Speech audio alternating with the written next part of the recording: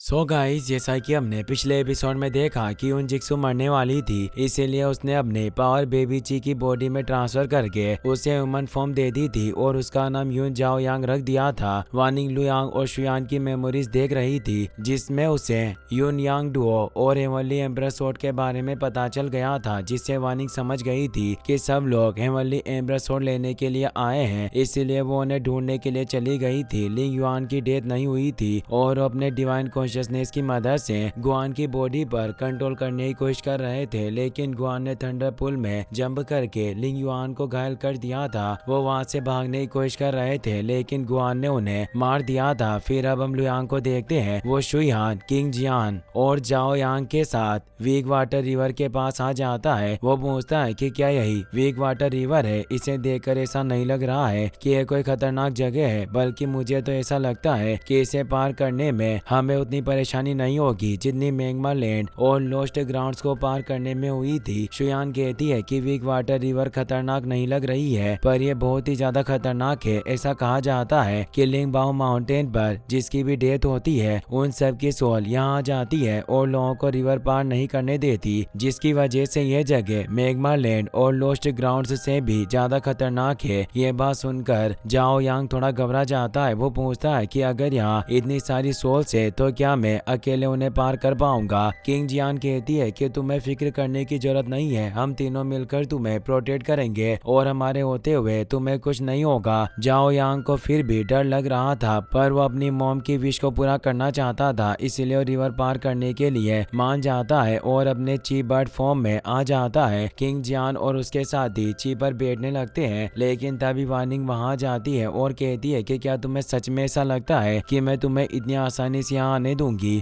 उसे देखकर लुयांग के होश उड़ जाते हैं और वो घबरा जाता है। वो पूछता है कि आखिरकार तुम्हें हमारे बारे में कैसे पता चल गया। वार्निंग लुयांग से कहती है कि क्या तुम्हें सच में ऐसा लग रहा था कि मैं तुम्हें इतनी आसानी से हेवनली एम्ब्रेस स्वॉर्ड लेने दूंगी। तुम कुछ भी कर लो, पर तुम्हें हेवनली स्वॉर्ड नहीं मिलेगी। मैं तुम्हें मारना नहीं चाहती थी, इसीलिए मैंने तुम्हें इतने मौके दिए, लेकिन तुमने मुझे मारने के लिए इन 3 एम्ब्रेस के सर्वाइवर का साथ दिया। इसके लिए मैं तुम्हें कभी भी माफ नहीं करूंगी और तुम्हें बहुत बुरी मौत मारूंगी। यह कहकर वो अपनी पावर एक्टिवेट कर लेती है और लुयांग पर अटैक करने लगती है, मगर किंग जियान लुयांग के सामने आ जाती है और कहती है कि मेरे होते हुए तुम लुयांग को चोट नहीं पहुंचा सकती हो। उसे देखकर वार्निंग चौंक जाती है। वो कहती है कि मुझे लग रहा था कि तुम 3 एम्ब्रेस के डिस्ट्रक्शन के वक्त ही मारी गई हो, पर मैंने नहीं सोचा था कि तुम अभी तक जिंदा हो। यह सच में काफी अजीब बात है। किंग जियान कहती है कि तुम्हारी वजह से मेरी बॉडी में इतने सारे घाव है और मेरी ये हालत है, तो आखिरकार मैं इन सब चीजों का बदला लिए बिना मर कैसे सकती हूँ। मैं तुम्हें मारने के बाद भी मारूंगी। ये कहकर वो अपनी बॉडी से एनर्जी रिलीज करती है, जिसकी वजह से आसपास लाइटनिंग होने लगती है। उसे देखकर वार्निंग कहती है कि उस वक्त तुम बुरी तरह से घायल हो गई थी। मुझे यकीन नहीं हो रहा है कि तुमने अपने सारे घावों को ठीक कर लिया, मगर फिर भी तुम सिर्फ 8 स्टार गॉड किंग की पावर का यूज कर सकती हो। मुझे नहीं लगता है कि कोई भी 8 स्टार गॉड किंग मेरा मुकाबला कर सकता है, इसीलिए तुम भी मेरा कुछ नहीं बिगाड़ सकती हो। पहले मैंने तुम्हें मरने की हालत में छोड़ दिया था, मगर इस बार मैं कोई गलती नहीं करूंगी और तुम्हें जान से मार दूंगी। किंग जियान लुयांग से कहती है कि तुम्हें वार्निंग की फिक्र करने की जरूरत नहीं है, मैं इसे यही रोक कर रखती हूँ। तुम शुयान के साथ मिलकर वीक वाटर रिवर को पार करो। इससे लुयांग घबरा जाता है। वो कहता है कि आप ये कैसी बातें कर रही हैं, हम दोनों आपको खतरे में छोड़कर नहीं जा सकते हैं। वार्निंग बहुत ही ज्यादा पावरफुल है, आप अकेली उसे नहीं रोक पाएंगी। बेहतर होगा कि हम सब मिलकर इससे फाइट करें और इसे हरा दें। मगर किंग जियान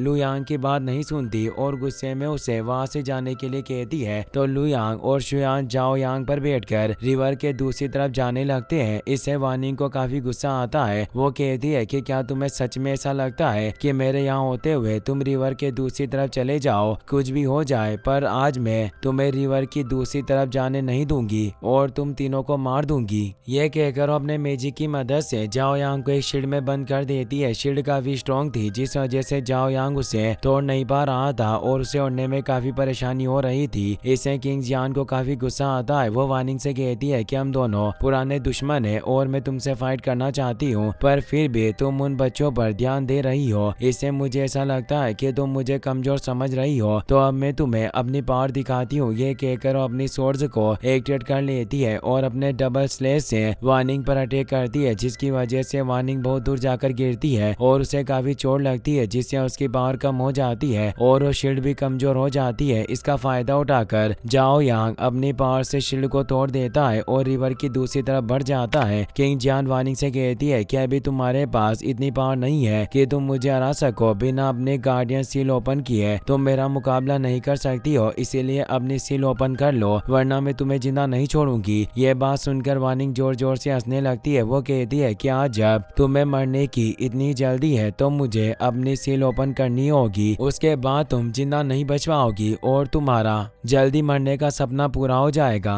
ये कहकर वार्निंग अपनी गार्डियन सील को ओपन कर देती है, जिसकी वजह से उसकी पावर बहुत ही ज्यादा हो जाती है। किंग जियान अपने एक्साइल शेडो टेक्निक को एक्टिवेट कर लेती है, जिसकी वजह से आसपास व्हाइट स्मोक आ जाता है। वहाँ की बर्ड्स और इविल सोल्स गायब हो जाती है। किंग जियान भी उस स्मोक में गायब हो जाती है, तो वार्निंग अपनी स्वॉर्ड एक्टिवेट करके उसे ढूंढने लगती है। किंग जियान छिपकर वार्निंग पर अटैक करती है, पर वार्निंग को उसके बारे में पता चल जाता है और अपनी स्वॉर्ड की मदद से उसके अटैक से बच जाती है। वार्निंग अपनी टेक्निक को एक्टिवेट कर लेती है और किंग जियान को ढूंढने लगती है। उसे एक रेवन दिखाई देते हैं, तो वार्निंग अपनी स्वॉर्ड लेजर से उस पर अटैक कर देती है, जिसकी वजह से किंग जियान घायल हो जाती है और उसकी टेक्निक भी डीएक्टिवेट हो जाती है, जिससे आसपास का स्मोक गायब हो जाता है और सब नॉर्मल हो जाता है। वार्निंग किंग जियान से कहती है कि तुम्हारी टेक्निक बहुत अच्छी है, पर अफसोस की बात है कि तुम इतनी पावरफुल नहीं हो कि अपनी टेक्निक का सही यूज कर सको। लाखों साल हो गए हैं पर तुम अभी भी कमजोर हो। किंग जियान कहती है कि क्या तुम्हें सच में ऐसा लगता है कि मेरी टेक्निक की मदद से मैं तुम्हें मार नहीं सकती हूँ? तुम्हें पता भी नहीं है, पर मैंने तुम्हारे फेस पर कट लगा दिया है और तुम मुझे कमजोर कह रही हो। अपने फेस पर कट देकर वार्निंग को बहुत ही ज्यादा गुस्सा आता है और वो तेजी से जाकर किंग जियान से फाइट करने लगती है। फाइट करते हुए दोनों जमीन पर चली जाती है और किंग जियान के हाथ से उसकी एक शॉट छूट जाती है। वो अपनी दूसरी शॉट की मदद से वार्निंग का अटैक रोकने की कोशिश करती है, लेकिन वार्निंग उसे एक पावरफुल पंच मारकर दूर गिरा देती है, जिसकी वजह से उसे काफी चोट लगती है और उसकी हालत खराब हो जाती है। वार्निंग एक्वा ओइडेंस पर्ल को निकाल लेती है और लुयांग को पकड़ने के लिए वहां से जाने लगती है, लेकिन किंग जियान अपने कोल्ड मून फॉर्मेशन को एक्टिवेट कर लेती है, जिसकी वजह से वार्निंग उस फॉर्मेशन से बाहर नहीं जा पाती और उसे एक शॉक लगता है, जिससे वार्निंग को काफी गुस्सा आता है। वो कहती है इतने वक्त में किंग जियान खड़ी हो जाती है और अपनी डबल स्वॉर्ड्स लेकर फाइट करने के लिए तैयार हो जाती है। वो कहती है कि मैंने तुमसे पहले कह दिया था कि मेरे होते हुए तुम लुयांग को चोट नहीं पहुंचा सकती हो और अभी तक हम दोनों की फाइट खत्म नहीं हुई है, इसीलिए मैं तुम्हें यहाँ से नहीं जाने दूंगी। इससे वार्निंग को बहुत ही ज्यादा गुस्सा आता है। वो कहती है कि मुझे लग रहा था कि इतनी मार खाने के बाद तुम सुधर जाओगे और दोबारा मेरे काम में टांग अड़ाने की कोशिश नहीं करोगी, मगर तुम एक बेवकूफ हो जो लुयांग के लिए अपनी जान खतरे में डाल रही हो। मैं तुम्हें कुछ दिन जिंदा रहने का मौका दे रही थी, पर तुम जैसी बेवकूफ इन बातों को समझ ही नहीं पाती है। तुम्हारे पास यहाँ से बचकर भागने का मौका था, पर तुमने ऐसा नहीं किया और मुझसे फाइट करने के लिए आ गई। अगर तुम्हें मरने का इतना ही शौक है तो आज मैं सच में तुम्हारी इस इच्छा को पूरी कर दूंगी।